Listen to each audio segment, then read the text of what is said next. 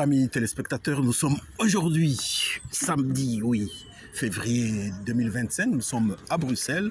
Je reviens fraîchement du Congo où j'ai séjourné durant 2 mois pour les jubilés d'écriture.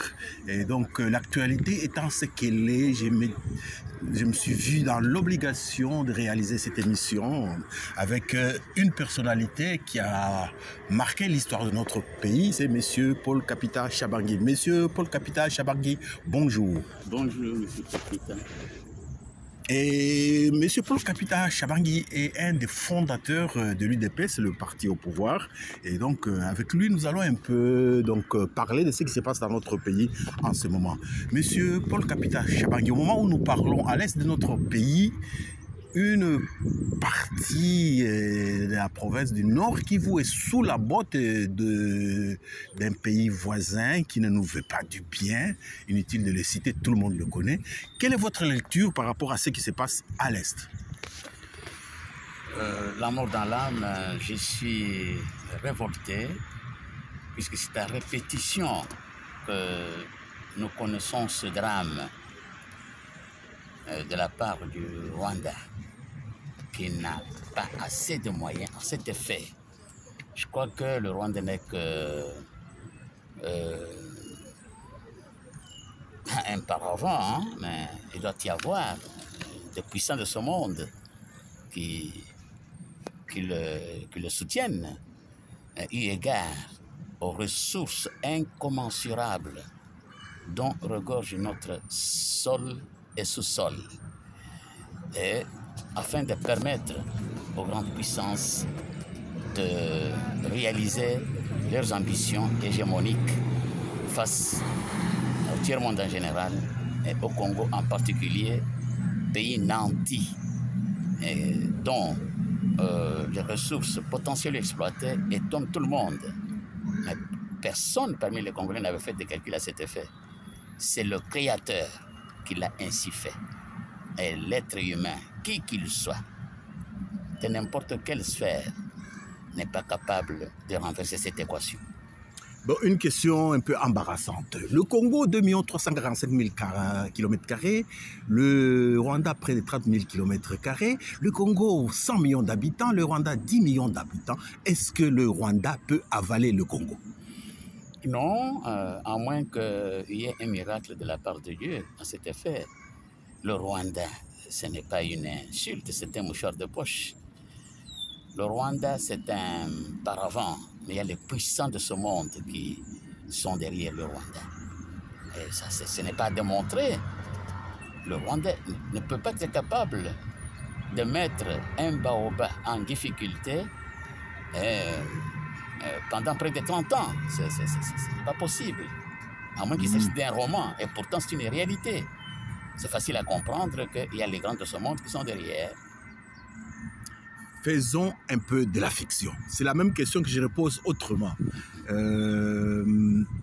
Cette guerre, in fine, parce qu'une guerre finit toujours par prendre fin, elle prendra fin. D'après vous, qui va la gagner? Le Congo ou le Rwanda? Parce qu'elle finira. Le Congo va certainement gagner cette guerre. J'étais très édifié en lisant que notre armée est classée 8e sur le plan planétaire. C'est déjà une motivation afin que le président saisisse cet honneur, cette aubaine,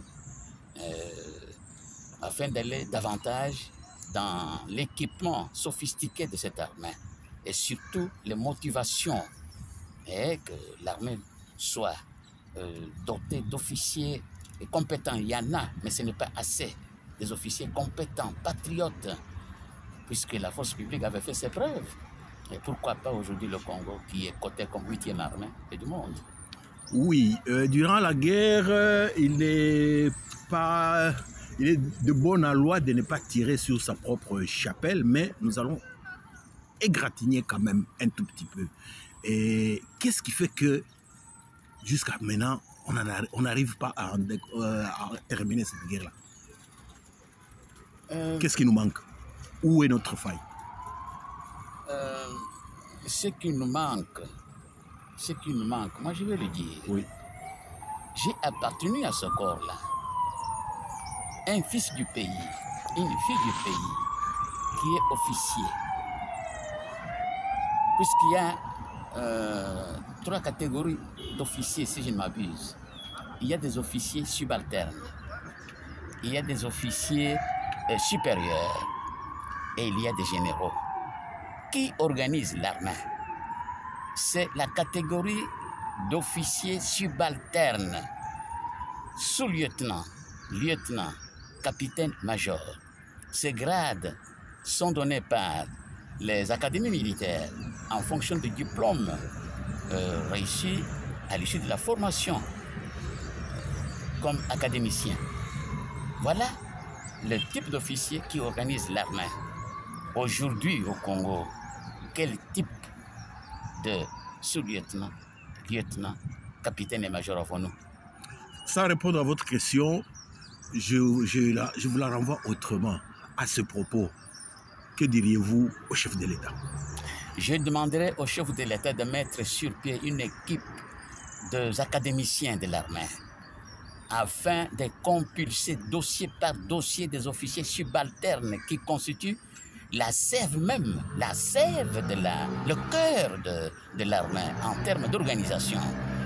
Puisque les officiers supérieurs, c'est pour la conception, lieutenant-colonel, colonel, major, lieutenant-colonel et colonel. Tandis que les généraux s'occupent de la politique et de l'armée. Il faudrait que ceux qui portent ces galons le méritent. Hein? Ce sont des galons qu'on ne distribue pas comme des cacahuètes.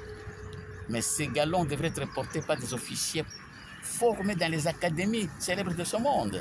Ok, nous n'allons pas plus loin parce Oui. qu'il y a des choses qui seraient presque secrets militaires que vous pouvez toujours dire en off ou envoyer. Oui. On a compris. Oui. Et donc, la prochaine question, c'est la suivante. J'avais dit que nous étions 100 millions. Vous considérez-vous, est-ce que la mobilisation des 100 millions est au top ou faut-il faire un peu plus? Parce qu'on dit que la meilleure armée, la plus grande armée d'un pays, c'est sa population. C'est sa population. Oui. Non, je crois que grâce aux initiatives du chef de l'État, il faudrait renforcer la sensibilisation de notre peuple, puisque notre peuple compte parmi les peuples nobles qui sont attachés à leur patrie. Et ce peuple-là, les atouts dont il avait fait preuve dans le passé, nous étions encore des petits ou non encore nés, notre armée, en tant que force publique, en tant qu'armée, a fait ses preuves. Nous nous rappelons encore la guerre de l'Est du temps du président Mobutu.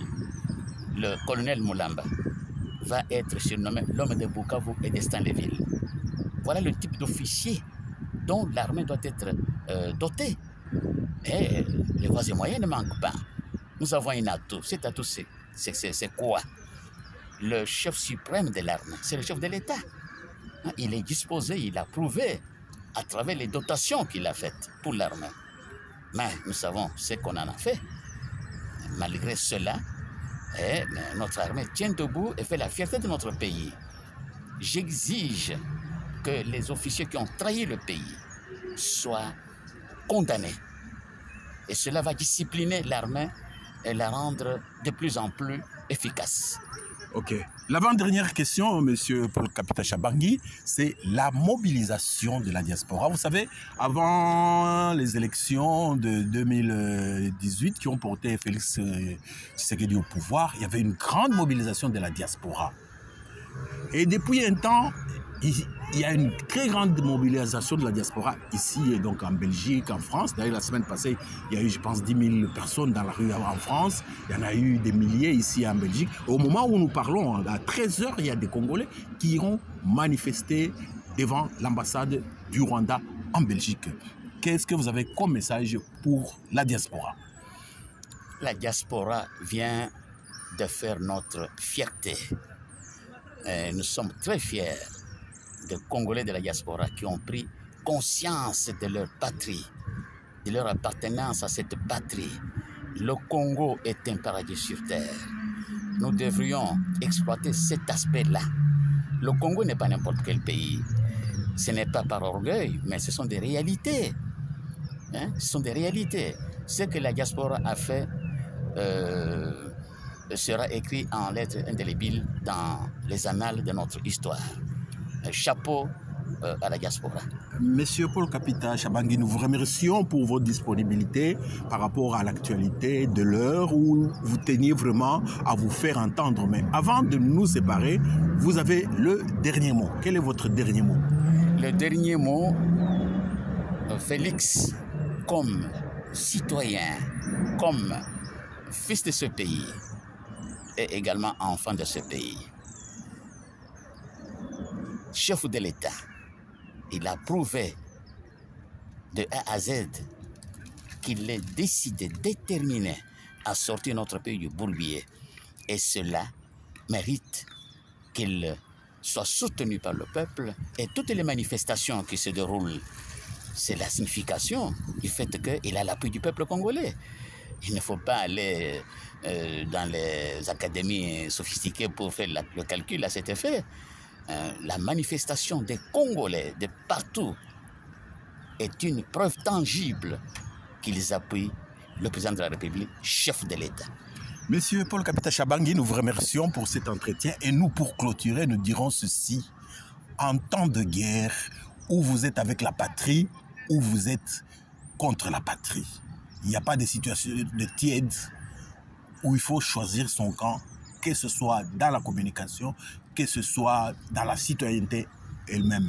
Encore une fois, chers amis du Congo, chers amis congolais de la diaspora et au pays, nous vous remercions d'avoir suivi cet élément avec Paul Kapita Chabangui. Nous vous rappelons qu'il est un des fondateurs de l'UDPS. L'UDPS, c'est le parti au pouvoir qui est arrivé au pouvoir grâce aux urnes sans un seul coup de feu.